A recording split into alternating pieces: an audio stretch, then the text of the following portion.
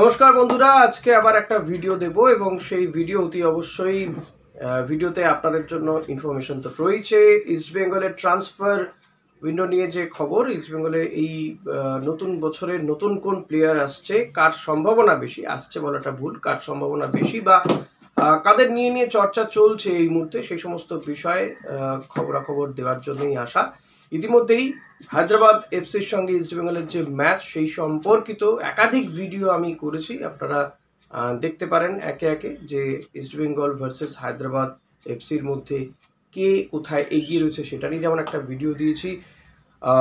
গতকালই হায়দ্রাবাদ উড়ে যাওয়ার আগে আগে সাংবাদিকদের মুখোমুখি হয়েছিলেন অস্কার ব্রুজো এবং ডেভিডকে সঙ্গে নিয়ে অস্কার ব্রুজো সাংবাদিকদের মুখোমুখি হয়ে তিনি জানিয়েছেন যে হায়দ্রাবাদ ম্যাচ কতটা ইম্পর্টেন্ট ইস্ট বেঙ্গলের কাছে, কারণ এটা বছরের শেষ ম্যাচ যেমন তেমনই পয়েন্ট টেবিলে বা এই সুপার সিক্সের আশা জিয়ে রাখারও ম্যাচ।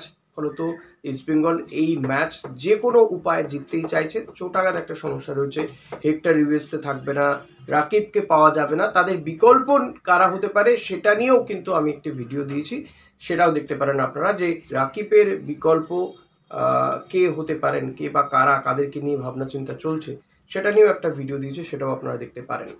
তবে আমার এই ভিডিওতে আজকে এই ট্রান্সফার নিয়েই কথা বলবো। ইস্ট বেঙ্গলের ট্রান্সফার উইন্ডোতে ইস্ট বেঙ্গলে কোন প্লেয়ার আসতে পারে, কাদের নিয়ে চর্চা চলছে সেটা।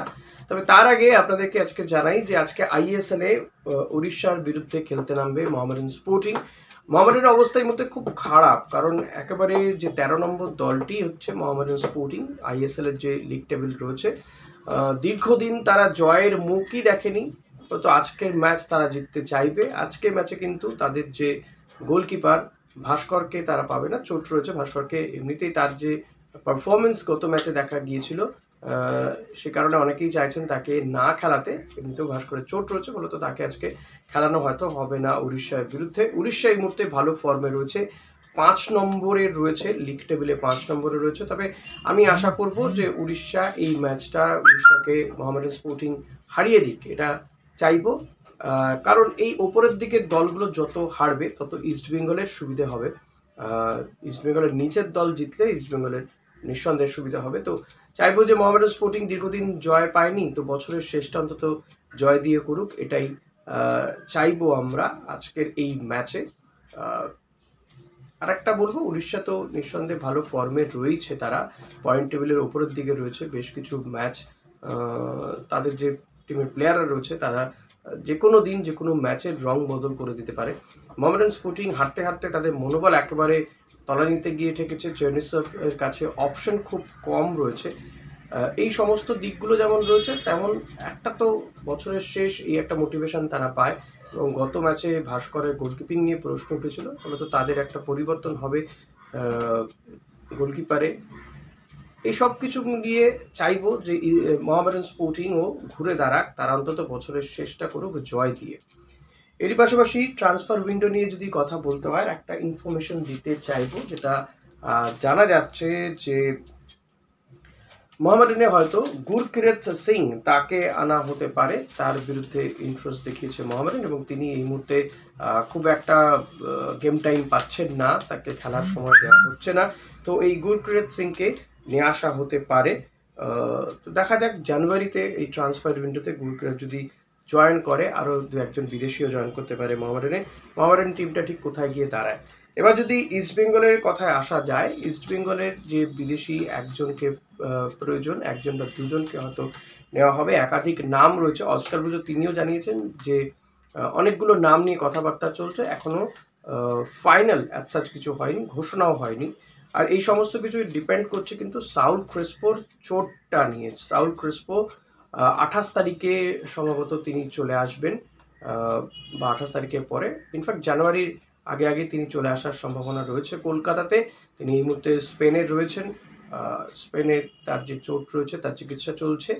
তো তিনি এলে বোঝা যাবে যে তার চোটাঘাতটা কতটা গুরুতর, সেই অনুযায়ী ইস্ট বেঙ্গলের কোন প্লেয়ারকে এক্স্যাক্টলি দরকার, অ্যাটাকিং মিডফিল্ডার না সেন্টার মিডফিল্ডার, সেটা চূড়ান্ত হবে। সেই বুঝে কারো একজনকে কনফার্ম করা হবে। এই মুহূর্তে আমি আমার চ্যানেলেই একাধিক নাম নিয়ে আলোচনা করেছি। গফুরভ, উজবেকিস্তানের প্লেয়ার গফুরভকে নিয়ে আলোচনা হয়েছে। জাপানের জাতীয় দলের একটি প্লেয়ারকে নিয়ে আলোচনা করেছি আমি, ইউকি উইহাশি, তাকে নিয়ে আলোচনা করেছি, তার কথাও ভেসে উঠেছিল, কিন্তু তার যা এই মুহূর্তে মার্কেট ভ্যালু কোয়াইট এক্সপেন্সিভ তিনি। পাশাপাশি আরেকটি নাম উঠে আসছে, অ্যাশলে কফি। ফিনল্যান্ডে খেলেছেন এই প্লেয়ারটি, অ্যাশলে কফি। তিনিও কিন্তু যথেষ্ট ভালো ফুটবলার এবং তিনি অ্যাটাকিং অ্যাটাকিং মিডফিল্ডার। তো তার সম্পর্কেও কিন্তু খোঁজ খবর রাখছে ইস্টবেঙ্গল ক্লাব।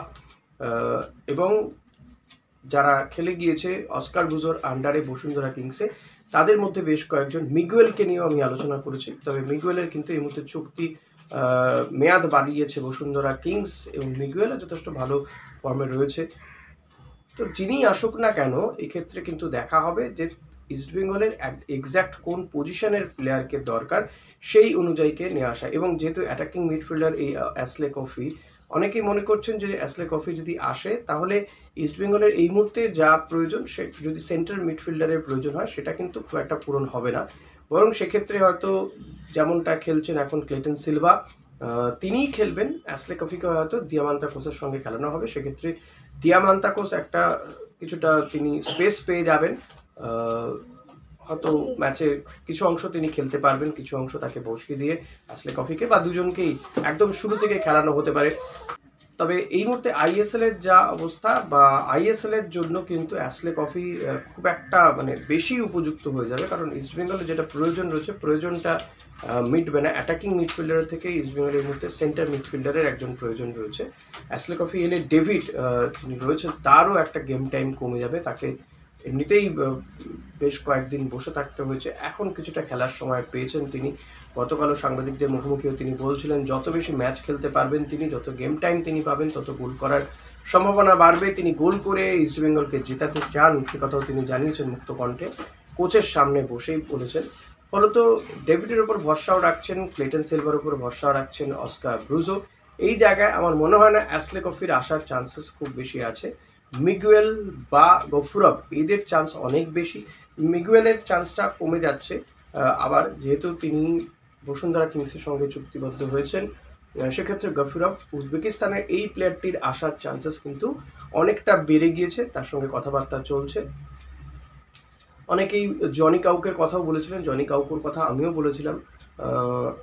হয়তো ইন্টারকাসি জনি কাউকুকে ছাড়বে না, বা কেউ কেউ বলছেন জনি কাউকো আইএসএল এর জন্য অনেকটা মন্থর হয়ে গিয়েছেন তিনি। আবার যদি তাকে আইএসএল এর কোনো একটি টিম অফার করে, ইস্টবেঙ্গল ইতিমধ্যে কথাবার্তা বলেছে বলেও জানা যাচ্ছে, তাহলে তিনি হয়তো তার যে টাকা পয়সার যে চাহিদা, সেটা কিছুটা হয়তো কম্প্রোমাইজ হলেও হতে পারে।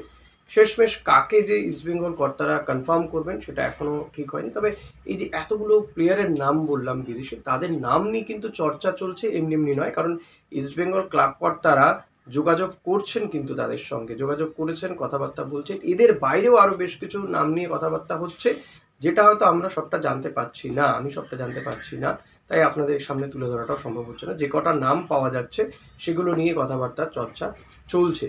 তো দেখা যাক শেষমেশ কাকে কনফার্ম করে ইস্টবেঙ্গল ক্লাব। অনেকে আমায় বলছেন যে কনফার্ম যখন হচ্ছে না, তখন আপনি বলছেন কেন। তাদেরকে বলবো, এটা বলার এই কারণে, কারণ এই নামগুলো নিয়ে জল্পনা চলছে, সেটা আপনাদের জানানোর প্রয়োজন আছে বলেই মনে করছি। কারণ অনেকে জানতে চাইছেন, ইন্টারেস্ট রয়েছে অনেকের, অনেকে জানতে চান যে এই মাদি তালারের পরিবর্তে হিসেবে কাকে নিয়ে আসা হচ্ছে। সাউল ক্রেসপো যে খেলতে পারবেন না, সেই সাউল ক্রেসপো যতদিন খেলতে পারবে না, কারণ আইএসএল এ সাউল ক্রেসপো খেলতে হয়তো পারবেন, কিন্তু ডার্বির আগে তার আর খেলার সম্ভাবনা নেই। ডার্বির আগে তিনি খেলবেন বলে মনে হয় না, মাঠে তাকে নামানো সম্ভব হবে বলে মনে হচ্ছে না। সেই কারণে কিন্তু হয়তো সাউল ক্রেসপোর পরিবর্তে কোনো একটা প্লেয়ারকে আনা হতে পারে, সেক্ষেত্রে দুজন বিদেশিকে আনা হতে পারে। তবে যারা এই মুহূর্তে খেলছেন তাদেরকে আর বদল করার সম্ভাবনা নেই, কারণ এক্ষেত্রে আমি বলবো ক্লেটন সিলভা বা হেক্টর রিবেস্তে বা হিজাজি মাহের, এদেরকে কিন্তু পরিবর্তন করা হচ্ছে না। যে দুজন চোট পেয়েছেন তাদের পরিবর্তন খোঁজা হতে পারে, হয়তো সাউল ক্রেসপোর পরিবর্তন খোঁজা হতে পারে। সেক্ষেত্রে সাউল ক্রেসপোর চোট কতটা রয়েছে সেটা দেখার পরেই কিন্তু সিদ্ধান্ত নেবে ইস্টবেঙ্গল কর্তারা, সেটা কিন্তু তারা জানাচ্ছেন। মাদি তালালের পরিবর্তন এবং সাউল ক্রেসপোর পরিবর্তন যদি হয়, সেক্ষেত্রে দুজন, যদি সাউল ক্রেসপোকে দেখা যায় যে তাকে হয়তো পাওয়া যাবে জানুয়ারি মাসের শুরুর দিকে, না হলেও কয়েকদিন পর থেকে, তাহলে হয়তো কোনো পরিবর্তন খোঁজা হবে না। সেক্ষেত্রে একমাত্র মাদিতালার এই পরিবর্তন কোনো প্লেয়ারকে খোঁজা হতে পারে।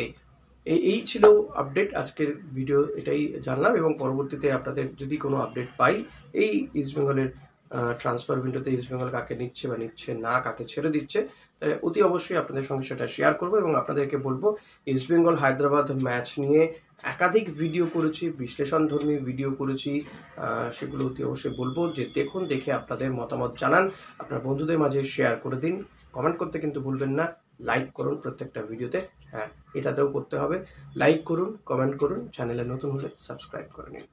Thank you.